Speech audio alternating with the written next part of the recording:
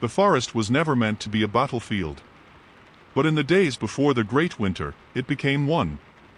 The ancient trees of the northern woods, tall and proud, had lived in harmony for centuries. The oak lords ruled the largest groves, their roots burrowing deep into the earth, keeping the land fertile. They had never been challenged by the younger saplings or the scraggly pines that grew on the outskirts of the forest. But something had changed. The younger trees were growing restless, fed up with the dominance of the oak lords. The first blow was struck by the ash. A low, gnarly sapling named Ashthorn had led a rebellion. He was young, bitter, and impatient. With the help of the pine sentinels, swift, sharp, and aggressive, he attacked the heart of the oak lord's grove. They struck quickly, cutting into the thick bark, chipping away at the branches and the roots. The attack was swift, brutal, and meant to send a message. "Your time is over," Ashthorn's voice echoed in the wind. The oak lords fought back, but they were not prepared. They had always relied on their strength, their endurance, and their centuries of dominance. But the younger trees were faster, more cunning. And they had learned the power of fire. The pine sentinels had mastered the art of spreading flames, using their needles to ignite the dry brush. Once the fire spread, the oaks were forced to retreat. The thick bark of the oak lords did little to protect them against the raging inferno that tore through their groves, and their deep roots were no match for the firestorm above. The war did not stop there.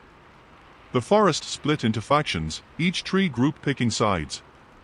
The willows aligned with the oaks, their long, sweeping branches offering cover and shade, while the young birch trees, with their pale bark and sharp branches, sided with the pines. The cedar trees, ancient and wise, remained neutral at first, but they too could feel the pressure mounting.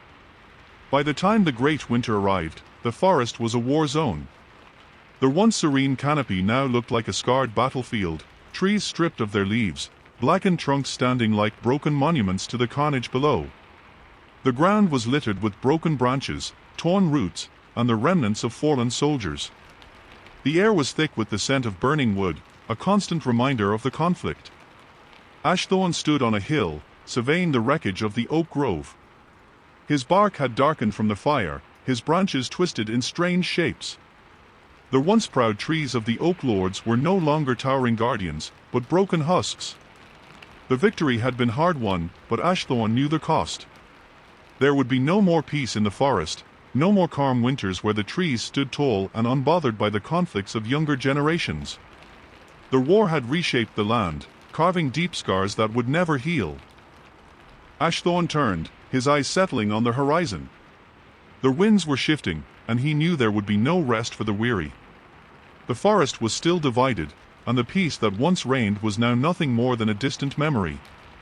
The war had changed them all. And the trees, once a symbol of life, of quiet endurance, were now forever marked by the resin of their own kind.